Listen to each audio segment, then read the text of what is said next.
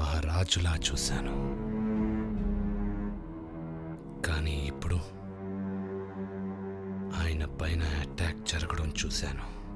కత్తిపోట్లతో hospital bed పైన రక్తం ఎక్కించుకోవడం చూశాను. ఆయన భార్యని కాపాడుకోలేని స్థితిలో చూశాను. వీటన్నింటికి కారణం ఆ నందవరం ప్రాజెక్ట్. ఆయన కోసం కాకుండా ప్రజల కోసం ఆయన ప్రాజెక్ట్ రాకుండా అడ్డుపడితే నాన్నగారిని అడ్డు తప్పించాలని కుట్ర పన్నారు వాళ్ళు. నాన్న రాముడు కూతురు పెళ్లికి వెళ్తున్నారు.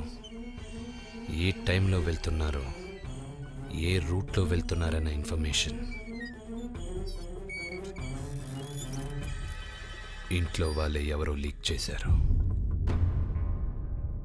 ఆ అటాక్లో నాన్నగారు ప్రాణాలతో బయటపడిన హాస్పిటల్లో మళ్ళీ అటాక్ చేశారంటే ఖచ్చితంగా ఒక లోపలి వ్యక్తి సహాయం చేస్తేనే. 17 గంటల హాస్పిటల్ సీసీటీవీ ఫుటేజ్ చూసిన తర్వాత నాకు తెలిసిందే ఆ రూమ్లోకి ఆరెంజెస్ తప్ప ఏవీ వెళ్ళలేదు.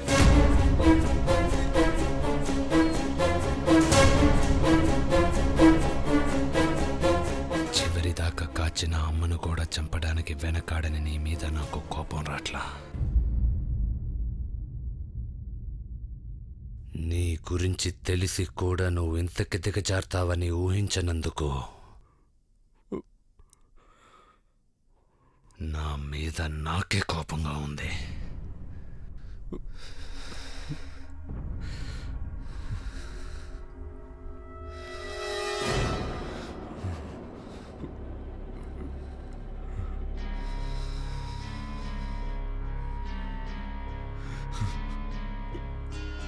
నా దృష్టిలో నువ్వు ఒక పిచ్చి కుక్కవి.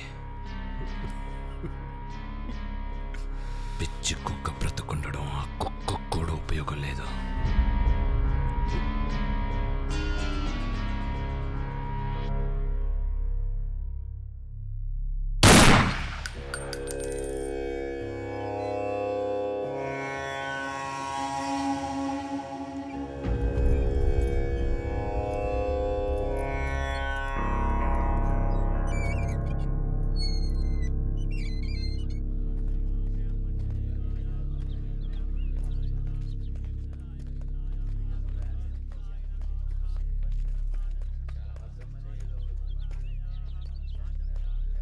ఈ వార్త విన్నప్పుడు ఢిల్లీలో ఉన్నాను.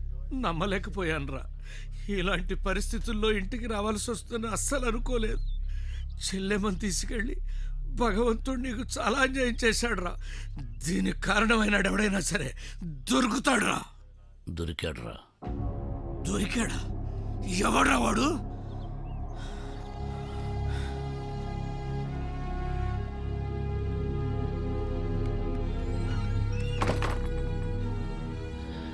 ఈ కుట్ర చేసిన వాళ్ళల్లో వాళ్ళని నడిపించిన వాణ్ణి తప్ప మిగతా వాళ్ళందరినీ కృష్ణ నడిపించిన వాడేవాడ్రా? నువ్వే. ఏం మాట్లాడుతున్నాడ్రా వీడు? మీ నాన్న నేను నీ ఇంటి నుంచి తిరిగి వచ్చేటప్పుడు నా పైన అటాక్ జరిగింది. జరిగితే నేను నీ ఇంటికి వస్తున్నట్టు నీకు తప్ప ఎవ్వరికీ తెలీదు. నాకు మొదటిసారి అనుమానం అప్పుడే వచ్చింది. నందవరం ప్రాజెక్ట్లో కేఆర్కి చెడ్డీకి చెరోకి 25% అయితే మిగతా 50% నీ బినామీల్ది. రేపు ఎలక్షన్స్లో నువ్వు పార్టీ మారి అపోజిషన్ పార్టీలో చేరబోతున్నావని నాకు ఇన్ఫర్మేషన్ వచ్చింది. నాన్నగారు ఆయన ప్రిన్సిపల్స్ మూలాన ఈ ప్రాజెక్ట్కి ఎట్టి పరిస్థితుల్లో ఒప్పుకోరు కనుక ఫ్రెండ్షిప్ ముసుగులో నాన్నగారు ముందు నువ్వు ఆ ప్రాజెక్ట్కి వ్యతిరేకంగా నటిస్తూ కేఆర్ చండీల్ ద్వారా వెనక నుంచి గొయ్యి తీయించావు. గుణపంగా అన్నయ్యని వాడుకున్నావు. నీకెంతో చేశాను, బదులుగా నువ్వు నాకు చేసింది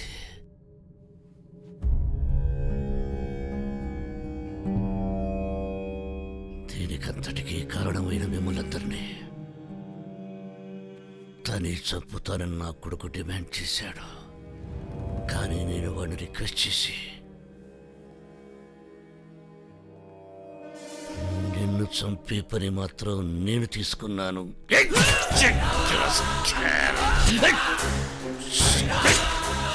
కుక్క లాంటి నేను సింహాన్ని చేశాను రా. అయినా నువ్వు ఇంకా కుక్క బుద్ధి వదలకుండా వెనక నుంచి కచ్చావు. హే, స్నేహం విలువేంటో వచ్చే జన్మలో నేను తెలుసుకుంటామని నా ఆశరా, ఆశ.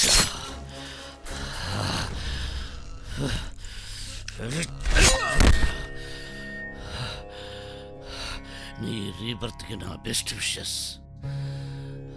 నానా, మీరెళ్ళి కార్యక్రమం చూడండి, మిగతా విషయాలు నేను చూసుకుంటా.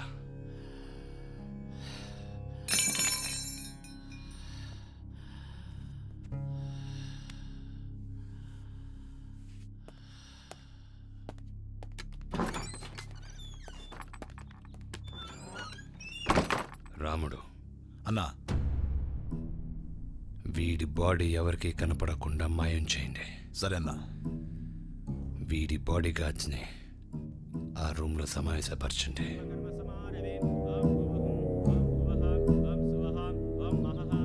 బాడీ గార్డ్ల ధర్మం బ్రతుకున్న వాడిని రక్షించడానికి ట్రై చేయడమే కానీ చనిపోయేవాడి కోసం ప్రాణాలు ఇవ్వడం కాదు. మీరు ఆనందరావుకి తమ్ముళ్ళు కాదు, బిడ్డలు కాదు, కేవలం చిత్తగాలు. నేను వాడికన్నా 20 పైసలు ఎక్కువ ఇస్తా. నా దగ్గర చేరండి.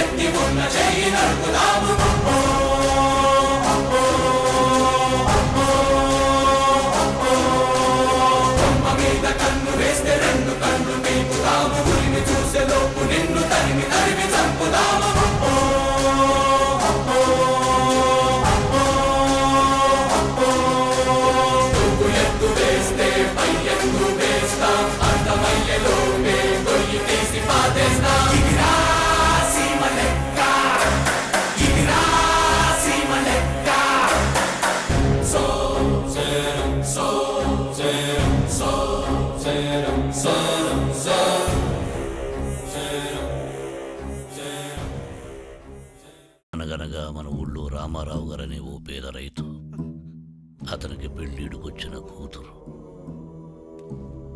టీచర్గా పనిచేస్తున్న శంకర్రావు అని అతన్ని నమ్మి ఉన్న 2 ఎకరాల పొలం కట్నంగా